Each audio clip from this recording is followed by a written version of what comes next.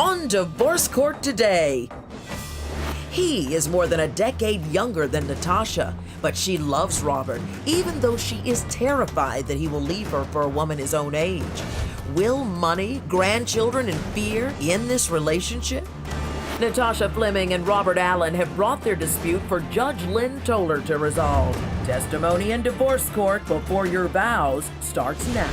I have here Natasha Fleming and Robert Allen. The two of you are considering getting married, but you're not quite sure. You've come to me for my opinion and advice. You've given me your marriage license with permission to tear it up should I find the union ill-advised, or give it back to you with some words if I think you should go ahead and get married. I've given you my compatibility test, and I'm going to talk about that momentarily. But before I do, Ms. Fleming, I'm going to start with you. Why don't you tell me why you want to get married, why you think it's a good thing, but why you have concerns? Okay, Your Honor, I want to get married because I love Robert. He's very good to me, my children. He's an excellent man. I have concerns because we have 11-year age difference, and I've been through life. Have had a lot of life experiences before. I've already had children, and I'm afraid that he may not be fully aware of what he's getting himself into. Okay, and let's be specific about the nature of the family that he would be walking into. You have 5 children. Yes. And you have, and you're not gonna believe this, 2 grandchildren. Yes, I do. I don't know how you look like that with grandchildren. I don't know how that happened, but that's what it is. How many of them are still at home with you? There's 2 at home. I have 3 adult children that are gone, and the two youngest boys are at home. Okay. Mr. Allen, why don't you tell me why you want to get married, but why you have concerns? Well, Natasha, actually one of the best things that ever happened to me. She completes me. She's helped me to not only mature, but take others' emotions and feelings into consideration, you know?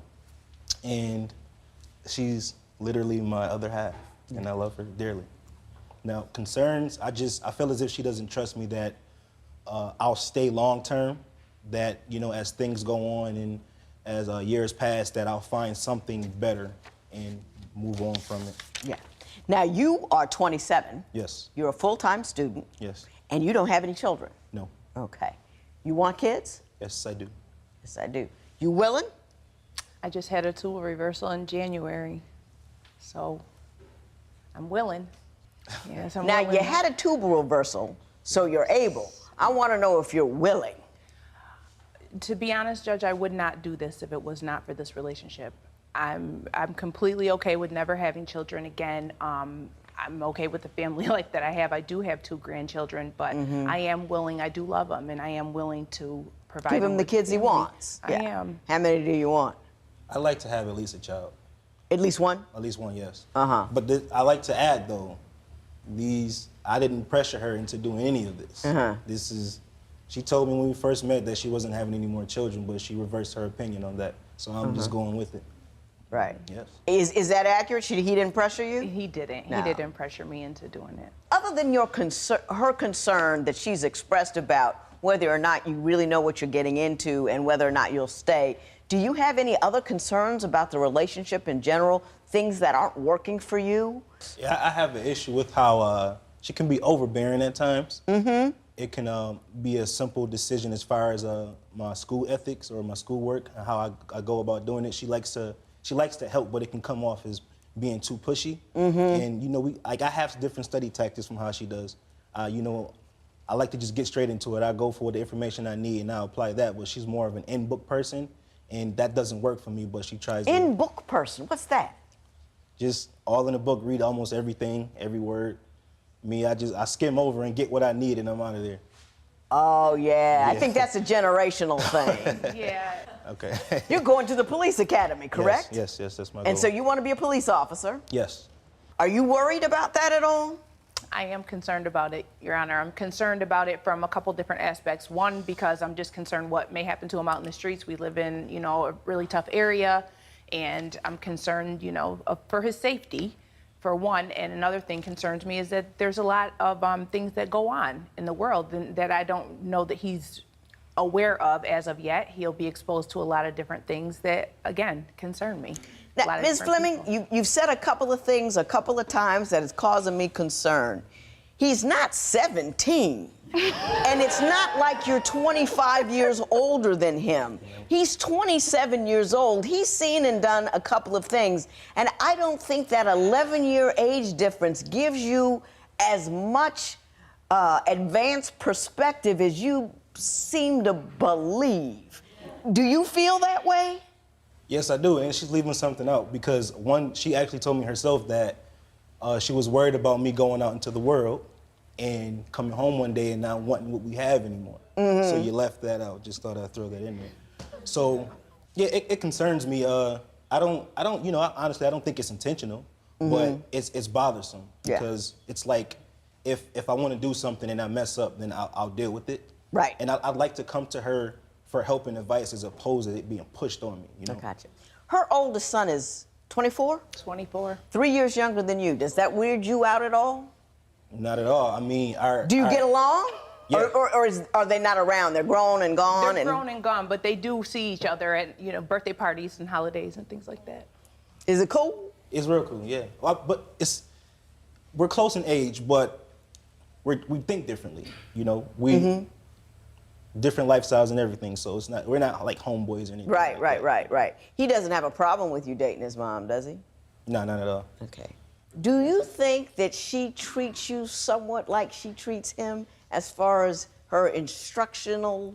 Actually, yes, but not on such an intense level. Because when with the children, you know, she can just go straight at them, you know, tell them what they need to hear and ask them extra. But with me, it's like she know I'll put, oh, whoa, wait a minute. You know, so it won't be as strong with me. It's more subtle. But it's still But it's still there. It's still there, yeah. It's still there. Oh, okay. I got it. Yeah. Next, what secrets will Natasha's phone reveal?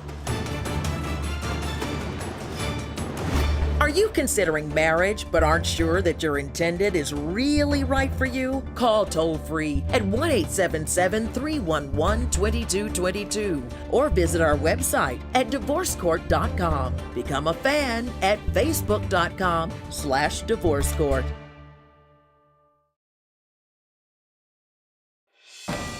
Real problems, real solutions. Divorce Court continues. Now, Mr. Allen, I also understand that you have another concern about the manner in which she responds to the conflicts that you two have on occasion. Could you explain what that concern is and give me an example of when that's happened? Okay, one example. We had an argument one evening, and the next morning she had to go to the hardware store, and she wanted to fix the faucet. So she came back, she said, you know, I ran into an older guy that does housework and everything. I gave him my number. He said if I had anything need to be done, you know, I'll do it for you. Cool. Fix the faucets. So she's like, okay, babe, can you check my phone out because the ringer is acting up? So I'm like, okay. I did what any guy would do when he gets his girlfriend phone. I went through the messages. It was only right to do. So I'm reading. I'm like, okay. I'm reading from the guy. This is nice. This is nice. Okay. Oh, by the way, your friend, tell your friend I said he's very handsome. What? Your friend? I don't know your friend. I don't know this guy. So he's very handsome. So I'm if I can say it, I'm steaming hot, okay? And I was kind of hurt. I'll be honest, I was kind of hurt. About 2 minutes prior to that, though, we were still talking about the incident we had the night before, and, you know, she just comes out of nowhere at the end. She says, well, you know, typically in relationships, people, when they're hurt or when they don't know what's going on, they get drawn back, they tend to do things they usually don't do. So I'm like, okay, I don't know where it's coming from, so it just goes over my head. So after reading the text message, I'm like, oh, okay. So she was actually telling me what this was about without telling me what it was about. And I basically felt lied to because she comforted herself. She knew what was going on, but I didn't know what was going on. Ms. Fleming, why don't you tell me your version of that event? Because I'm not sure I'm on the same page. Okay, so the thing is, I was hurt when I was younger, okay? So ever since then, I've always been extremely a strong person. I've always kept a guard up with relationships, okay? So I don't let people get close enough to me in my circle. Yes, I'll date you. If you're here for a reason, whatever. It's almost like has been business arrangement for the most part, you know, because I'm not gonna let anyone get that close to me. So I love Robert, and I started to allow him to get close to me, but I have to protect my feelings. It always goes back to that protective mode. Every single time we get into an argument, he always wanted to pack his stuff and leave. You know, it could be the smallest argument, and he wants to leave. He wants to leave. So it was like a way to protect my feelings. I almost go into like shutdown mode, where okay, this is over, because I might as well protect my feelings, because obviously he's not going to be here anyway. But So, Your Honor, Are you a runner, Mr. Allen? Yes, I'm a runner, and I'm quite fast. But Your Honor, Your Honor, Your Honor, listen, Your Honor.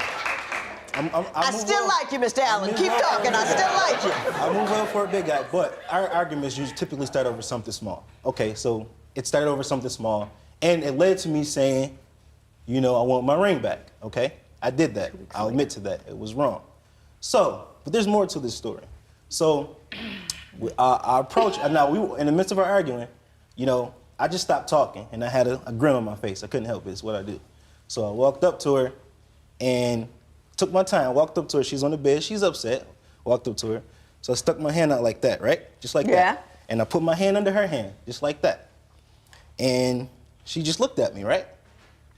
And I went to go twist the ring. So when she realized what I was doing, she kicked me. So I was shocked. I was flabbergasted. Your Honor, I didn't know what was going on, okay? I'd never been kicked before. My grandma always told me to keep my feet on the floor, so I didn't know what was going on. So, moments after that, she's pissed, so she does finally take it off and throws it. So she comes over there and she pushes me. Now, I'm a big guy, but she's strong. Your Honor, she pushed me so hard that the next day, I had contacted somebody about getting life insurance, okay? That's how hard she pushed me so hard, I sleep with my sneakers on in case I got to get up and run in the middle of the night. Okay. Now, Mr. Allen, you're telling me jokes, and I enjoy it. No. And I'm enjoying them, too. I'm enjoying them, too, but I understand the nature of what you're talking about. I do. Yeah. I do. When divorce court before your vows continues, can vows of love open a door to deeper understanding? With 5 children and 2 grandchildren already, do you think Natasha should have had surgery to have a baby with Robert? Call 1-800-282-1991 to vote now and see if America agrees with your opinion. You'll also receive some valuable offers. If you would like your case heard on divorce court, call us toll-free at 1-877-311-2222 or log on to our website at divorcecourt.com and join the conversation on Twitter at Divorce Court. Divorce Court Before Your Vows continues. I've heard about the concerns. I think I understand them, and I think I can address all of them in a meaningful way. But why don't you tell me why you think Mr. Allen is the man for you? 90 seconds. Go. I love him. He's handsome. He's my papi chulo. I love him to death. He's strong. And to be the age that he is and to overcome the things that he's overcome in the area that we live in, never been in any type of trouble. He's just such a good role model for the children, and he loves me. He loves me to pieces, you know? He does, and he shows me every day.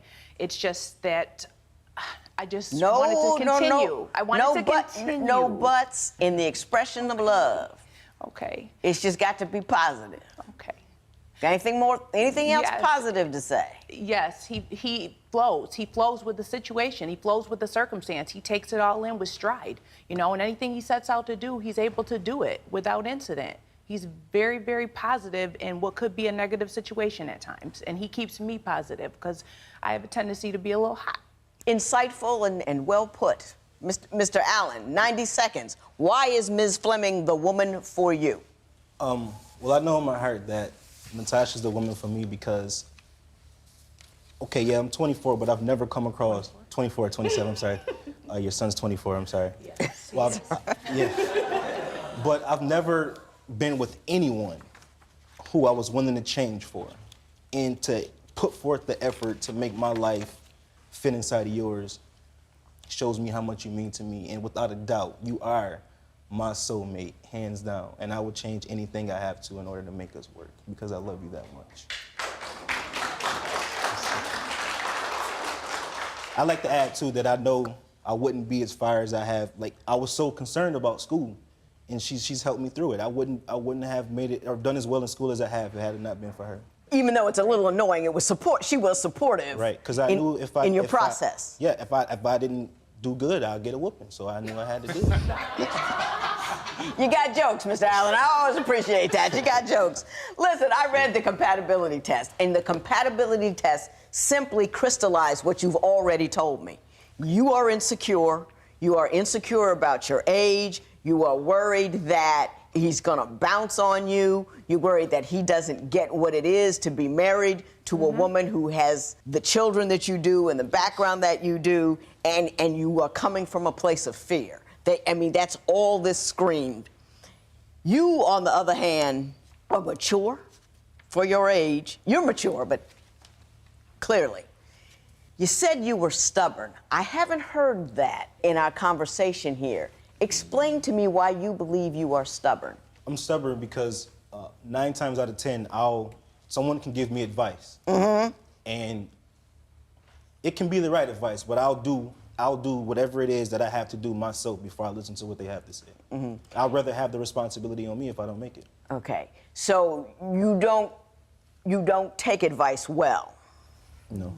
Okay. Not at all. Judge Lynn Toller's ruling next. Divorce Court. Judge Lynn Toller's ruling right now.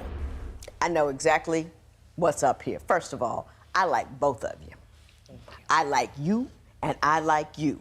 I think you're intelligent. I think you are strong. You're clearly beautiful. I just like you. You're funny. You're strong. You're mature. You're kind. You're caring. I like you too. Here's where your problem is. You are coming from a place of fear. And when you live your life based on a foundation of fear, you look for every problem there can be and you see past all of the joy. When you look for every problem that can be, you create other problems altogether. You've got to be comfortable if this cat jetted next week, your life would not fall apart. And what I would ask you to do is really sit down and think about, what are men for? Because you got 5 kids, a lot of different guys in the background. Somehow you believe you need to have one for it to be, I don't know what it is, but men aren't for that.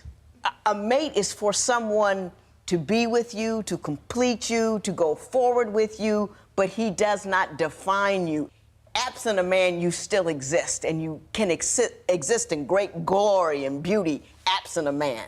I'm not sure you know that. Okay? So you have to stop going from a place of fear and just say, if God forbid a bus hit him tomorrow, you'll be just fine. But don't push him away worrying about whether he's gonna walk away. Okay? Yeah. Okay. Mr. Allen, I'm going to say this to you. You're a good guy and I like you. And I think you're smart enough to know what you're getting into. And I think you're smart enough to be the man that she needs. I'm going to ask you to do one thing, however. You understand that she's coming from a place of fear. And it's your job as her man to help assuage that fear. Help make that fear go away. You cannot leave the house because you have an argument. That kills us.